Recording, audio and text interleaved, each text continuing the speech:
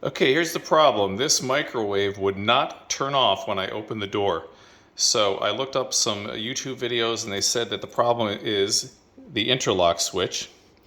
But all the videos that I saw were for different models and they came apart differently than this one did.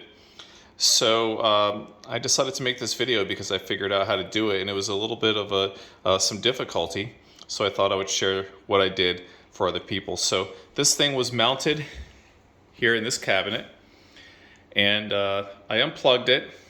First I turned off the power, and in order to get it out, what I had to do was, you see that there are 4 screws here behind the door, 2 on each side, and it was mounted right into this cabinetry. So once I unscrewed those screws, the whole thing slid out. It was really heavy, so you might need a partner. But then I got it out, put it up here on the counter, and once it was on the counter, in order to get to where the switch is, I saw that there's a panel here on the side that I was able to unscrew and see inside there, but I still couldn't get at the switch.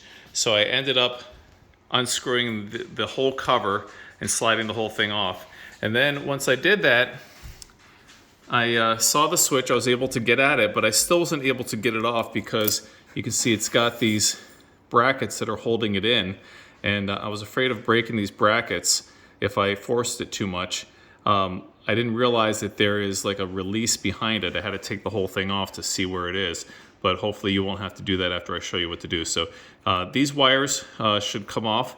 You might need to get a screwdriver in here to wedge them off. But once you get these off, then behind the switch, there is a release. And if you get a little screwdriver up behind it, it'll loosen it up. And then the whole thing should rock down on this little piton here.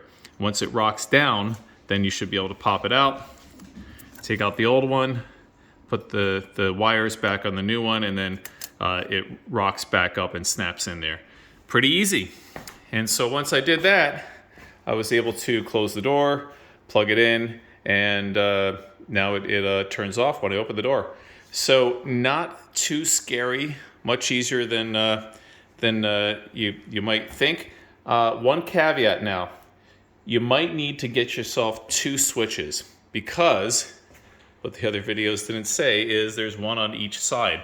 So I lucked out. I bought 1 switch, and I just happened to remove the one that was faulty. Had I known there were 2, I would have just replaced both of them because, you know, why take all this stuff apart and then maybe a month from now the other switch will fail too.